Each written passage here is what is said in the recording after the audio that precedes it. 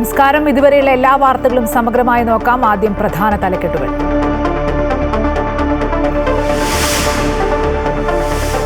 തേവലക്കര സ്കൂളിൽ 8ാം ക്ലാസ് വിദ്യാർത്ഥി മിഥുൻ ഷോക്കേറ്റ് മരിച്ച സംഭവത്തിൽ KSEB ചീഫ് സുരക്ഷാ കമ്മീഷണറുടെ റിപ്പോർട്ട് തള്ളി വൈദ്യുതി മന്ത്രി K. കൃഷ്ണൻകുട്ടി. വീഴ്ച പറ്റിയവരുടെ പേരെടുത്തു പറയണമെന്നും നടപടി ശുപാർശ വേണമെന്നും മന്ത്രി. KSEB ചെയർമാന് മന്ത്രി നിർദ്ദേശം നൽകി. സുരക്ഷാ കമ്മീഷണർ റിപ്പോർട്ട് നൽകിയത് ഒരു ഉദ്യോഗസ്ഥന്റെയും പേരെടുത്ത് പരാമർശിക്കാതെ.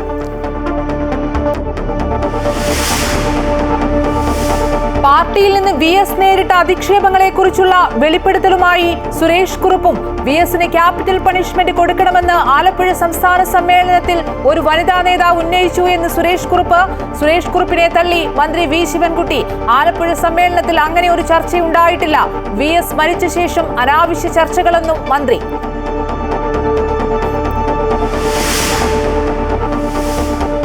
സംസ്ഥാനത്ത് തുടരുന്ന കനത്ത മഴയിൽ കെടുതി രൂക്ഷം. മണ്ണിടിഞ്ഞ് മൂന്നാർ ദേവികുളം റോഡിൽ ഗതാഗതം നിലച്ചു. മരവും പാറക്കല്ലുകളും വീണ് താമരശ്ശേരി ചുരത്തിൽ ഗതാഗത തടസ്സം. കോഴിക്കോട് വിലങ്ങാട് മിന്നൽ ചുഴലി. ഡാമുകൾ തുറന്നു. മണിക്കൂറിൽ 80 കിലോമീറ്റർ വേഗതയിൽ വരെ കാറ്റടിക്കുമെന്ന് മുന്നറിയിപ്പ്.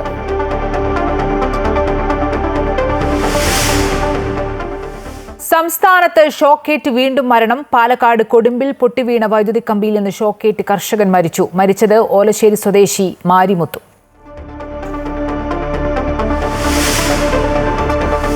തിരുവനന്തപുരം DCC അധ്യക്ഷന്റെ ചുമതല N. ശക്തന്. പാലോട് രവി ചെയ്യാത്ത തെറ്റിന് ശിക്ഷ അനുഭവിച്ചുവെന്നും ചില വാക്കുകൾ ഒഴിവാക്കേണ്ടിയിരുന്നു എന്നും ശക്തൻ.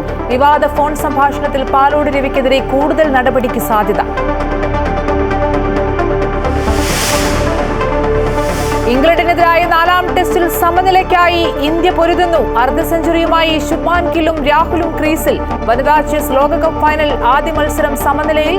2ാം മത്സരത്തിൽ ഇന്ത്യൻ താരങ്ങളായ ദിവ്യ ദേശ്മുഖും കൊനേരു ഹംപിയും ഏറ്റുമുട്ടും. ജയിക്കുന്നയാൾ ചാമ്പ്യൻ. വിശദമായി നോക്കാം. വിവാദ ഫോൺ സംഭാഷണത്തെ തുടർന്ന് പാലോട് രവി തിരുവനന്തപുരം DCC അധ്യക്ഷ സ്ഥാനം രാജിവെച്ചതിന് പിന്നാലെ മുതിർന്ന നേതാവ് N. ശക്തന് താൽക്കാലിക ചുമതല നൽകി KPCC നേതൃത്വം. തദ്ദേശ തെരഞ്ഞെടുപ്പിന് മുന്നോടിയായി DCC പുനഃസംഘടന വേഗത്തിൽ നടത്താനാണ് നേതൃത്വത്തിന്റെ നീക്കം.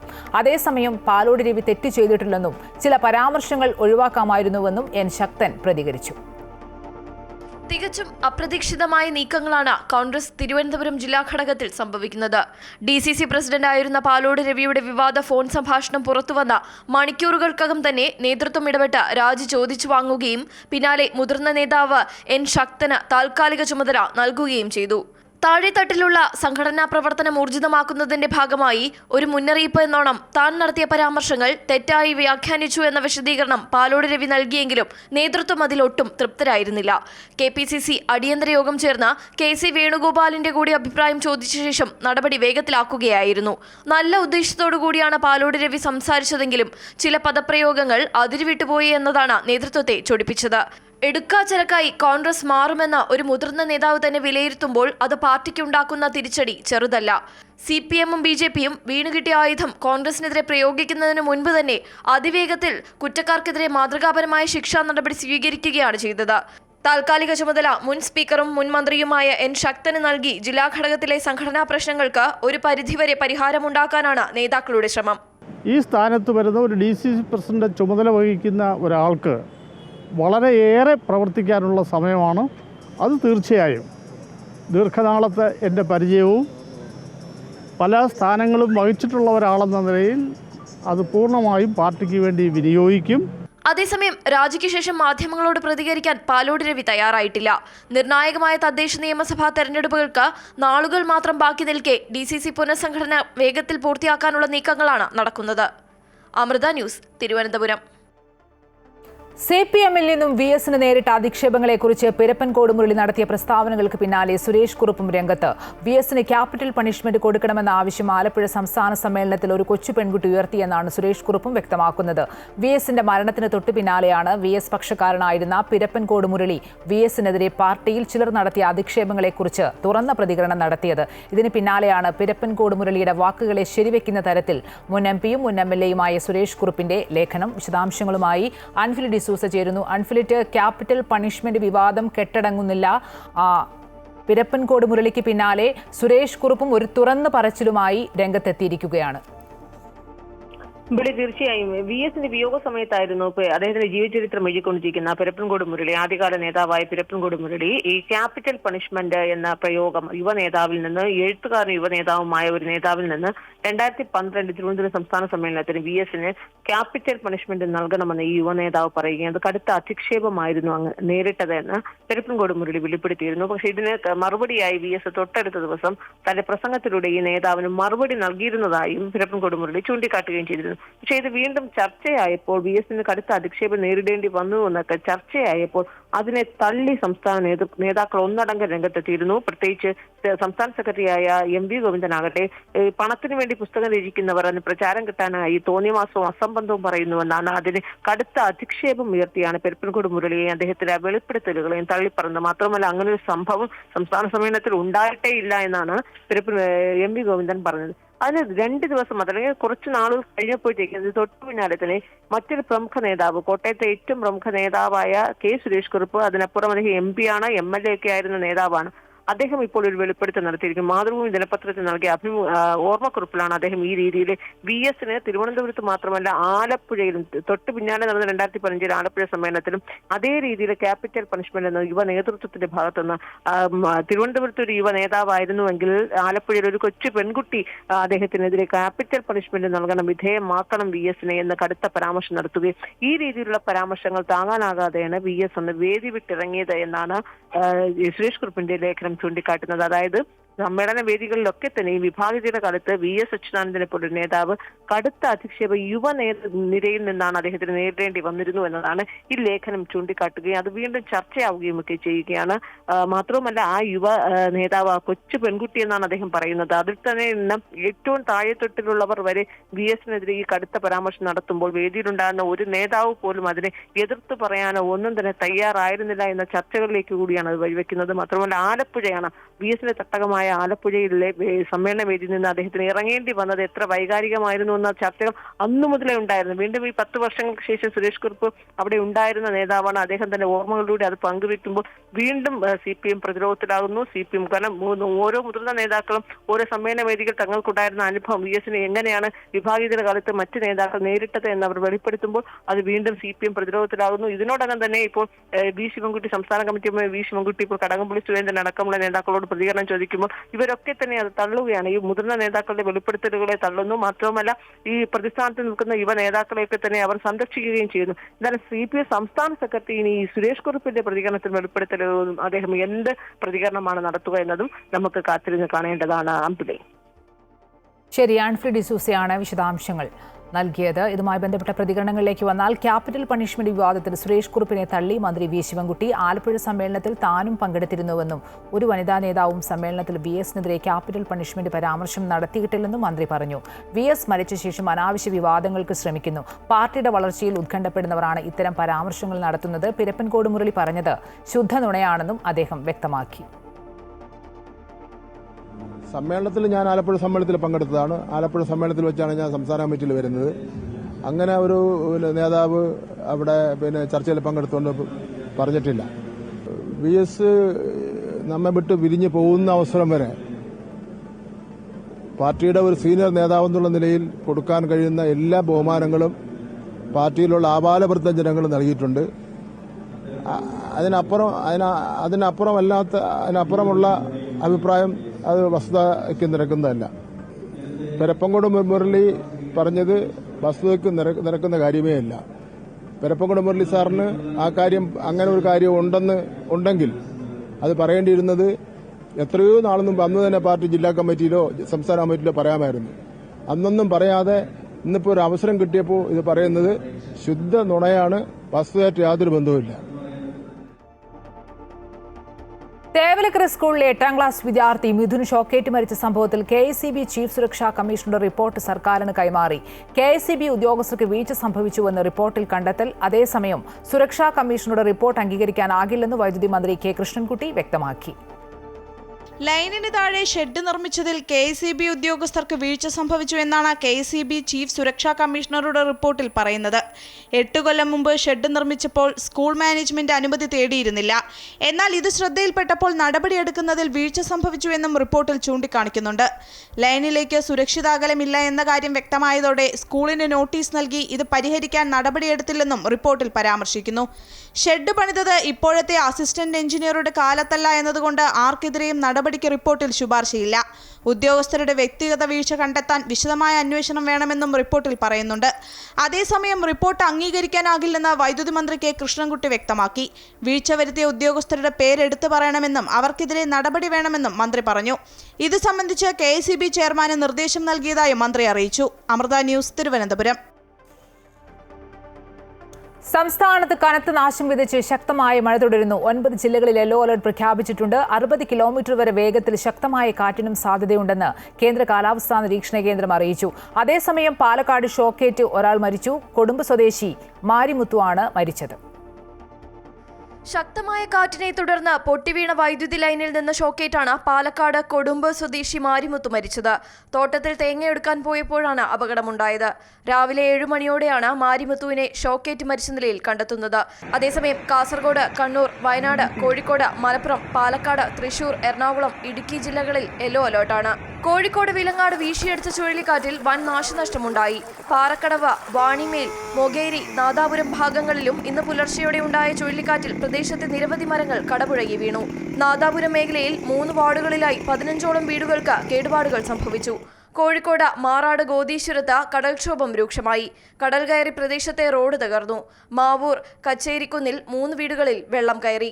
തൃശൂർ കുന്നംകുളം പുഴന്നാനയിൽ കെട്ടിടം തകർന്നു വീണു. ഇന്ന് പുലർച്ചെ 4 മണിയോടെയായിരുന്നു അപകടം.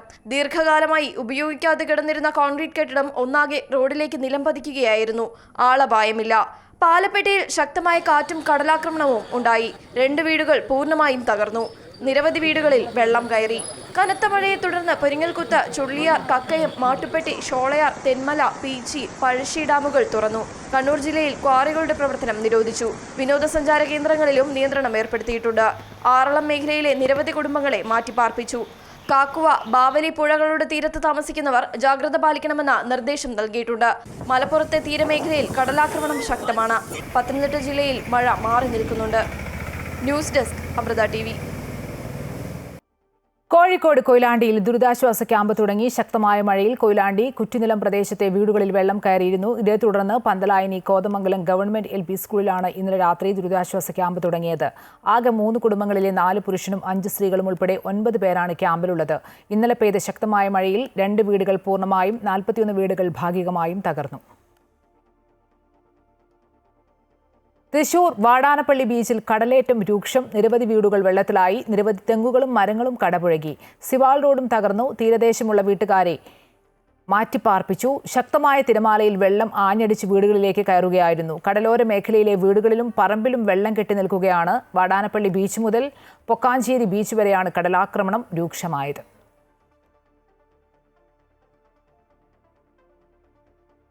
തിരുവല്ല അമ്പലപ്പുഴ സംസ്ഥാന പാതയിൽ വെള്ളക്കെട്ട്. നെടുമ്പ്രം തോട്ടടിപ്പടിയിലാണ് മണിമലയാർ കര കവിഞ്ഞതിനെ തുടർന്ന് റോഡിൽ 1 അടിയോളം പൊക്കത്തിൽ വെള്ളക്കെട്ട് രൂപപ്പെട്ടത്. പ്രദേശത്തെ 25ഓളം വീടുകളിലും വെള്ളം കയറി. 2018 പ്രളയത്തിൽ പുഴയുടെ വശത്തെ സംരക്ഷണ ഭിത്തി തകർന്നിരുന്നു. ഈ ഭാഗത്തു കൂടിയാണ് പ്രദേശത്തേക്ക് വെള്ളം കയറുന്നത്. കനത്ത മഴയിലും കാറ്റിലും കോട്ടയം കുറിച്ചിയിൽ വീട് തകർന്നു. കുറിച്ചി പുത്തൻ കോളനി കുഞ്ഞൻ കവലയ്ക്ക് സമീപം ശോഭ ഷാജിയുടെ വീടാണ് ഇടിഞ്ഞു വീണത്. ഇന്നലെ രാത്രി 9 മണിയോടുകൂടിയായിരുന്നു സംഭവം. കനത്ത മഴയെ തുടർന്ന് വീടിന്റെ ഭിത്തിയും മതിലും ഉൾപ്പെടെ ഇടിഞ്ഞു വീഴുകയായിരുന്നു. 6 പേരാണ് വീട്ടിൽ താമസിച്ചിരുന്നത്. അപകടമുണ്ടായ സമയത്ത് ആരും വീട്ടിലുണ്ടായിരുന്നില്ല. കാലപ്പഴക്കമുള്ള വീടിന്റെ അറ്റകുറ്റപ്പണികൾക്ക് പഞ്ചായത്തിലടക്കം അപേക്ഷ നൽകിയിരുന്നതാണെന്ന് കുടുംബാംഗങ്ങൾ പറഞ്ഞു.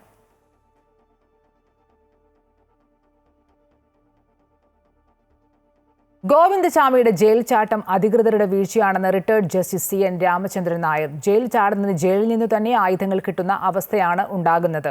കൊടും കുറ്റവാളികളെ അടുക്കള ജോലിയിൽ നിന്ന് ഒഴിവാക്കണമെന്ന് ജസ്റ്റിസ് CN രാമചന്ദ്രൻ നായർ പറഞ്ഞു. ജയിൽ ചാട്ടം വിഷയത്തിൽ സമയബന്ധിതമായി അന്വേഷണം നടത്തി റിപ്പോർട്ട് സമർപ്പിക്കുമെന്നും സർക്കാർ നിയോഗിച്ച കമ്മീഷൻ അംഗമായ ജസ്റ്റിസ് CN രാമചന്ദ്രൻ നായർ അമൃത ന്യൂസിനോട് വ്യക്തമാക്കി.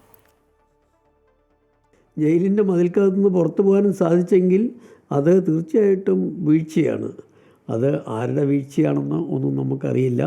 കാരിച്ചാൽ പല പല സംവിധാനം ജയിലിലുണ്ട്. അതിൻ്റെ ഒരു കാരണവശാലും ഇങ്ങനൊരു സാഹചര്യം, രക്ഷപ്പെടാനുള്ള സാഹചര്യം ജയിലിൽ ഒരുക്കി കൊടുക്കരുത്, അല്ലെങ്കിൽ ഉണ്ടാകരുത്. അതിപ്പോൾ ഞാൻ പറയാമല്ലോ, ജയിലിലെ കാര്യങ്ങളെല്ലാം ചെയ്യിക്കുന്നത് ജയിലിലെ തടവുപുള്ളികളെ കൊണ്ടാണ്. പ്രധാനമായിട്ടും അടുക്കള മാനേജ് ചെയ്യുന്നത്. അടുക്കളയിലെ ടൂൾസ് പറഞ്ഞാൽ അറിയാമല്ലോ, അടുക്കളയിലെ ടൂൾസിന് വെപ്പൺസാണ്. കത്തി, കോടാലി, വാക്കത്തി, ഇങ്ങനെയുള്ള എല്ലാ ആയുധങ്ങളും അവരുടെ കയ്യിലുണ്ട്. അപ്പം അതുകൊണ്ട് അതിൻ്റെയൊക്കെ നിയന്ത്രണം വേണം. പിന്നെ അവർക്ക് ഇതുപോലത്തെ സ്വാതന്ത്ര്യം കൊടുക്കരുത്. കാര്യം വെച്ചാൽ ഒരു ജയിൽ പുള്ളിക്ക് ആ ജയിൽ മുറിയുടെ കമ്പി അറക്കാനുള്ള ഒരു ആയുധം കിട്ടിയെങ്കിൽ അത് ഏത് സാഹചര്യത്തിൽ കിട്ടി, ആരെങ്കിലും ഉത്തരവാദിയായിരിക്കും, അല്ലേ കിട്ടത്തില്ല. ശിക്ഷാ സംസ്കൃതി ഉദ്ധാന്യാസിന്റെ ആഭിമുഖ്യത്തിൽ നടക്കുന്ന ജ്ഞാനസഭയുടെ വിദ്യാഭ്യാസ സമ്മേളനങ്ങൾ അമൃത ഇൻസ്റ്റിറ്റ്യൂട്ട് ഓഫ് മെഡിക്കൽ സയൻസിൽ ഇന്ന് ആരംഭിക്കും. ഉച്ചയ്ക്ക് 2 മുതൽ 4:30 വരെ policy dialogue and leadership conclave നടക്കും. വൈകുന്നേരം 5 മുതൽ 6:30 വരെ നടക്കുന്ന വിദ്യാഭ്യാസ സമ്മേളനത്തിൽ RSS സർസംഘചാലക് ഡോക്ടർ മോഹൻ ഭാഗവത് വിദ്യാഭ്യാസത്തിലെ ഭാരതീയത എന്ന വിഷയത്തിൽ മുഖ്യപ്രഭാഷണം നടത്തും. കേരള ഗവർണർ രാജേന്ദ്ര വിശ്വനാഥ് ആർലേക്കർ പങ്കെടുക്കും. 28-ന് വിദ്യാഭ്യാസത്തിലൂടെ വികസിത ഭാരതം എന്ന വിഷയത്തിൽ നടക്കുന്ന ഭാരതീയ ശിക്ഷാ സംവാദിൽ 200ഓളം സർവകലാശാലകളുടെ വൈസ് ചാൻസലർമാർ പങ്കെടുക്കും. ഹരിദ്വാറിലെ മൻസാ ദേവി ക്ഷേത്രത്തിൽ തിക്കിലും തിരക്കിലും പെട്ട് 6 പേർ മരിച്ചു. 25-ലേറെ പേർക്ക് പരിക്കേറ്റു. പ്രധാന ക്ഷേത്രത്തിലേക്കുള്ള പടിക്കെട്ടിലാണ് അപകടമുണ്ടായത്. പരിക്കേറ്റവരെ ആശുപത്രിയിൽ പ്രവേശിപ്പിച്ചു. അപകടത്തിൽ ദുഃഖം രേഖപ്പെടുത്തുന്നുവെന്നും പരിക്കേറ്റവർക്ക് ചികിത്സ ഉറപ്പാക്കുമെന്നും മുഖ്യമന്ത്രി പുഷ്കർ സിംഗ് ധാമി പറഞ്ഞു.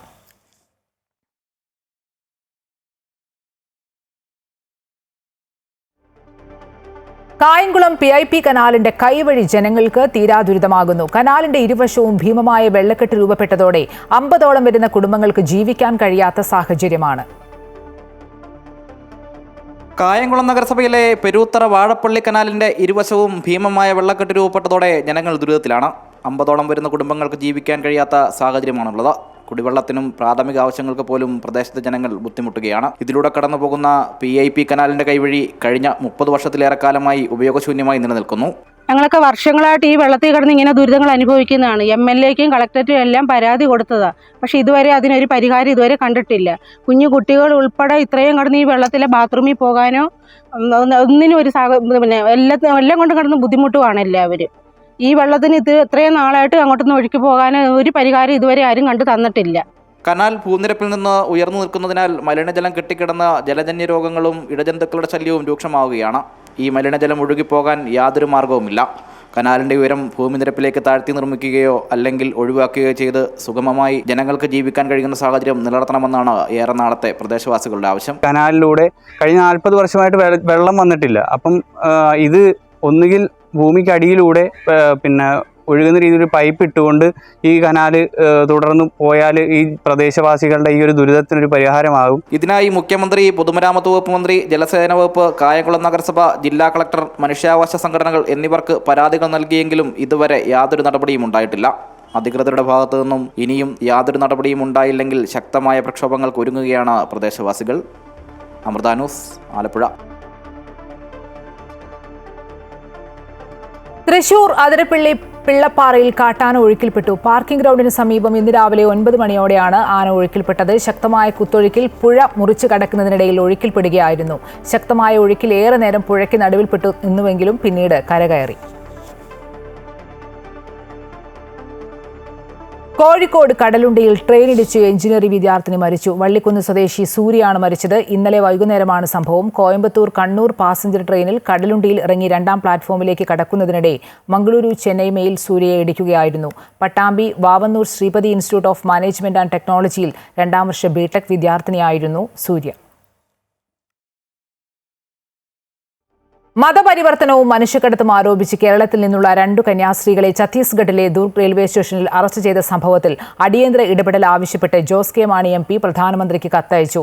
തലശ്ശേരി സ്വദേശിനി സിസ്റ്റർ വന്ദന ഫ്രാൻസിസ്, അങ്കമാലി സ്വദേശിനി സിസ്റ്റർ പ്രീതി മേരി എന്നിവരെ തെറ്റായ വിവരങ്ങളുടെ അടിസ്ഥാനത്തിലാണ് അറസ്റ്റ് ചെയ്തിരിക്കുന്നതെന്നും തെളിവില്ലാത്ത ആരോപണങ്ങളാണ് അവർക്കെതിരെ ഉന്നയിക്കപ്പെട്ടിരിക്കുന്നതെന്നും കത്തിൽ പറയുന്നു. സംഭവത്തിൽ ക്രിസ്ത്യൻ സമൂഹം വലിയ ദുഃഖത്തിലാണെന്നും കന്യാസ്ത്രീമാരുടെ മോചനത്തിന് അതിവേഗ നടപടികൾ സ്വീകരിക്കണമെന്നും ജോസ് കെ മാണി ആവശ്യപ്പെട്ടു. രാമ രാമ രാമ രാമ രാമ പാഹി മാം. കിഴക്കിന്റെ അയോധ്യ എന്നാണ് കോട്ടയം പയ്യപ്പാടിയിൽ സ്ഥിതി ചെയ്യുന്ന വെന്നിമല ശ്രീരാമ ലക്ഷ്മണ ക്ഷേത്രം അറിയപ്പെടുന്നത്. ക്ഷേത്രഭൂമിയും ഇവിടുള്ള കപിലഗുഹയും തീർത്ഥക്കുളവുമൊക്കെ വിശ്വാസവും ഐതിഹ്യവുമായി ബന്ധപ്പെട്ടതാണ്. കേരളത്തിലെ സംരക്ഷിത സ്മാരകം കൂടിയാണ് ഈ ക്ഷേത്രം. കോട്ടയം ജില്ലയിലെ അതിപുരാതന ക്ഷേത്രങ്ങളിലൊന്നാണ് വെന്നിമല ശ്രീരാമ ലക്ഷ്മണ ക്ഷേത്രം. ചാതുർബാഹുവായ മഹാവിഷ്ണുവിന്റെ ശിലാവിഗ്രഹത്തിൽ ശ്രീരാമനും ലക്ഷ്മണനും ഒരുമിച്ച് വാഴുന്ന പ്രതിഷ്ഠയാണ് ഇവിടെയുള്ളത്. കോട്ടയം ജില്ലയിലെ പുണ്യപുരാതനമായ ഈ ക്ഷേത്രം കിഴക്കിൻ്റെ അയോധ്യ എന്നും അറിയപ്പെടുന്നുണ്ട്. ചരിത്രപരമായും വിശ്വാസപരമായും പ്രസിദ്ധമായ ഇവിടെ രാമലക്ഷ്മണന്മാർ വന്നു പോയിട്ടുണ്ടെന്നാണ് വിശ്വാസം. ക്ഷേത്രവിശ്വാസങ്ങളോട് വളരെയധികം ചേർന്ന് നിൽക്കുന്ന വിശ്വാസങ്ങളാണ് ചേരമാൻ പെരുമാളുമായി ബന്ധപ്പെട്ടുള്ളത്. 8-ാം നൂറ്റാണ്ടിനോട് അടുപ്പിച്ചാണ് ഇവിടെ ക്ഷേത്രം സ്ഥാപിതമായത്. ഇവിടെ ലക്ഷ്മണസ്വാമിയാണ് ഇവിടുത്തെ പ്രതിഷ്ഠ. പക്ഷേ ശ്രീരാമനും സങ്കല്പത്തിലുണ്ട്. അദ്ദേഹം അനുജൻ പറയുന്നത് ജ്യേഷ്ഠനാണ് ഇവിടുത്തെ പ്രതിഷ്ഠ. ജ്യേഷ്ഠൻ പറയുന്നു ഞാനല്ല, അനുജനാണ്. അതുകൊണ്ട് രണ്ടുപേർക്കും തുല്യ പ്രാധാന്യത്തോടു കൂടിയിട്ടുള്ള പൂജാവിധികളാണ് ഇവിടെ നടക്കുന്നത്. സീതാദേവിയെ അന്വേഷിച്ച് രാമനും ലക്ഷ്മണനും ഇതുവഴി എത്തിയിരുന്നുവെന്നും അന്ന് കാടായിരുന്ന ഇവിടെ കപില മഹർഷി ഉൾപ്പെടെയുള്ള മഹർഷിമാർ തപസ്സനുഷ്ഠിച്ചിരുന്നുവെന്നും അവരുടെ തപസ്സിന് വിഘാതം സൃഷ്ടിച്ചിരുന്ന അസുരന്മാരെ ശ്രീരാമന്റെ നിർദ്ദേശത്തോടെ ലക്ഷ്മണൻ തുരത്തിയെന്നുമാണ് വിശ്വാസം. കപില മഹർഷി തപസ്സനുഷ്ഠിച്ചിരുന്നുവെന്ന് വിശ്വസിക്കപ്പെടുന്ന ഒരു ഗുഹ ക്ഷേത്രത്തിനോട് ചേർന്ന് സ്ഥിതി ചെയ്യുന്നുണ്ട്. ഒരു നടയിൽ 2 കൊടിമരങ്ങളുള്ള അപൂർവം ക്ഷേത്രങ്ങളിലൊന്നുമാണ് വെന്നിമല ക്ഷേത്രം. കർക്കിടക വാവുബലി ദിനത്തിൽ ആയിരക്കണക്കിന് വിശ്വാസികളാണ് ബലിതർപ്പണത്തിനായി ഇവിടെ എത്തിച്ചേരുന്നത്. വർഷത്തിൽ 365 ദിവസവും പിതൃമോക്ഷത്തിനായി ബലിയിടാൻ സാധിക്കുന്ന ക്ഷേത്രവുമാണ് വെന്നിമല ശ്രീരാമ ലക്ഷ്മണ ക്ഷേത്രം. ക്ഷേത്ര ശ്രീകോവിലിൽ അഭിഷേകം ചെയ്യുന്ന തീർത്ഥജലം മണ്ണിനടിയിലൂടെ ഒഴുകിയെത്തുന്ന തീർത്ഥക്കുളത്തിലാണ് ഇവിടെ ബലിതർപ്പണം നടത്തുന്നത്. അമൃത ന്യൂസ്, കോട്ടയം. കർക്കിടകം തിമിർത്തി പെയ്യുമ്പോൾ കാസർകോട്ടെ ഗ്രാമാന്തരങ്ങളിൽ അടിവേടൻ തെയ്യത്തിന്റെ ചിലമ്പുലി. കർക്കിടക വ്യാധികൾ അകറ്റാൻ ശിവപാർവതി സങ്കല്പത്തിലാണ് കുട്ടിത്തെയ്യങ്ങൾ വീട്ടുമുറ്റങ്ങളിൽ എത്തുന്നത്.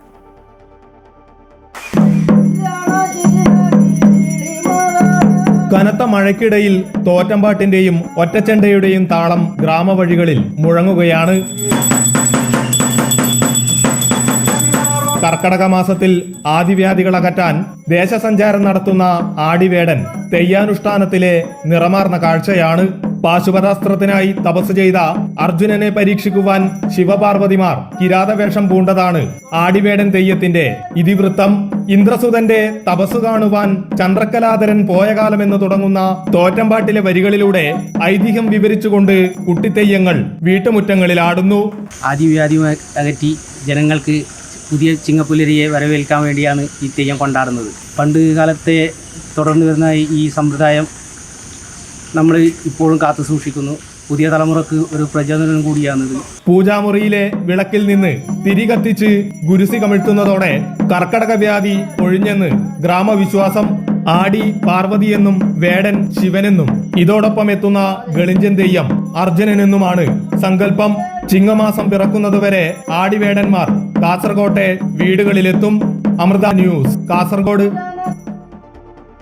കോട്ടയം ജില്ലയിൽ ഹരിത കർമ്മസേന അംഗങ്ങളുടെ മക്കളിൽ SSLC+2 പരീക്ഷകളിൽ ഉന്നത വിജയം നേടിയവരെ ക്ലീൻ കേരള കമ്പനിയുടെ നേതൃത്വത്തിൽ അനുമോദിച്ചു.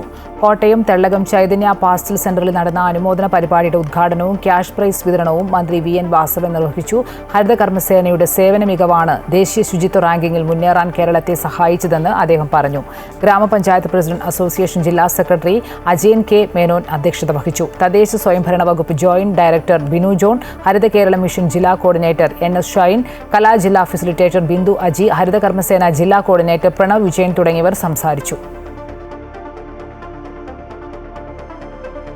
പറന്നുയരുന്നതിനിടെ വിമാനത്തിന് തീപിടിച്ചു. അമേരിക്കയിലെ ഡെൻവർ വിമാനത്താവളത്തിലാണ് സംഭവം. അമേരിക്കൻ എയർലൈൻസിന്റെ AA3023 എന്ന വിമാനത്തിലാണ് തീപിടുത്തമുണ്ടായത്. ഡെൻവർ വിമാനത്താവളത്തിൽ നിന്ന് മിയാമിയിലേക്കാണ് വിമാന സർവീസ് നടത്തേണ്ടിയിരുന്നത്. അപകടത്തെ തുടർന്ന് സർവീസ് റദ്ദാക്കി. വിമാനത്തിൽ 173 യാത്രക്കാരും 6 ക്രൂ അംഗങ്ങളുമാണ് ഉണ്ടായിരുന്നത്. സമയോചിതമായ വിമാനം അടിയന്തര ലാൻഡിംഗ് നടത്തിയതിനാൽ വൻ ദുരന്തം ഒഴിവായി. വിമാനത്തിന്റെ ലാൻഡിംഗ് ഗിയറിലുണ്ടായ തകരാറിനെ തുടർന്നാണ് വിമാനത്തിൽ നിന്ന് തീയും പുകയും ഉയർന്നത്. ഇതോടെ പൈലറ്റ് അടിയന്തര ലാൻഡിംഗ് നടത്തുകയായിരുന്നു. തീപിടുത്തമുണ്ടായ സംഭവം ഫെഡറേഷൻ ഏവിയേഷൻ അഡ്മിനിസ്ട്രേഷൻ സ്ഥിരീകരിച്ചു. ഒരു യാത്രക്കാരന് ചെറിയ പൊള്ളലേറ്റതല്ലാതെ മറ്റു പരിക്കുകളില്ലെന്നും FAA അറിയിച്ചു.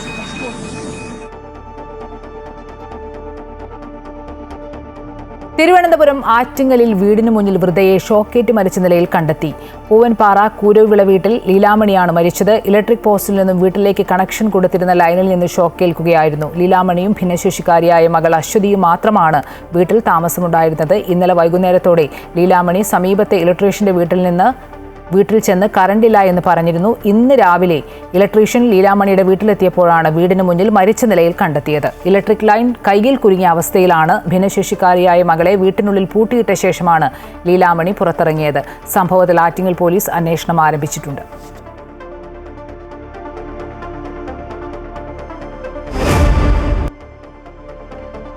ഇംഗ്ലണ്ടിനെതിരായ 4ാം ടെസ്റ്റിൽ സമനിലയ്ക്കായി ഇന്ത്യ പൊരുതുന്നു. 2ാം ഇന്നിംഗ്സിൽ ഇന്ത്യ 2 വിക്കറ്റിന് 174 റൺസ് എന്ന നിലയിലാണ്. ആദ്യ ഇന്നിംഗ്സിൽ ഇംഗ്ലണ്ട് 669 റൺസ് എടുത്തിരുന്നു. ജോ റൂട്ടിന്റെയും ബെൻ സ്റ്റോക്കിന്റെയും സെഞ്ചുറികളുടെ കരുത്തിലാണ് ഇംഗ്ലണ്ട് കൂറ്റൻ സ്കോർ നേടിയത്. 1ാം ഇന്നിംഗ്സിൽ 311 റൺസിന്റെ ലീഡാണ് ഇംഗ്ലണ്ട് നേടിയത്. അർദ്ധ സെഞ്ചുറിയുമായി ശുഭ്മാൻ ഗില്ലും രാഹുലുമാണ് ക്രീസിൽ. വനിതാ ചെസ് ലോകകപ്പ് ഫൈനലിലെ ആദ്യ മത്സരം സമനിലയിൽ. കലാശ പോരാട്ടത്തിൽ ഇന്ത്യൻ താരങ്ങളായ ദിവ്യ ദേശ്മുഖും കൊനേരു ഹംപിയും കടുത്ത പോരാട്ടമാണ് കാഴ്ചവെച്ചത്. ഇരുവർക്കും അര പോയിന്റ് വീതം ലഭിച്ചു. ഇന്നാണ് 2ാം മത്സരം. ഇന്നും സമനില തുടർന്നാൽ നാളെ ടൈ ബ്രേക്കറിലൂടെ ജേതാവിനെ കണ്ടെത്തും. ഇതോടെ ഉച്ചവാർത്ത പൂർണ്ണമാകുന്നു. കൂടുതൽ വാർത്തകൾക്കും വിശദാംശങ്ങൾക്കും അമൃത ന്യൂസ് യൂട്യൂബ് സന്ദർശിക്കുക.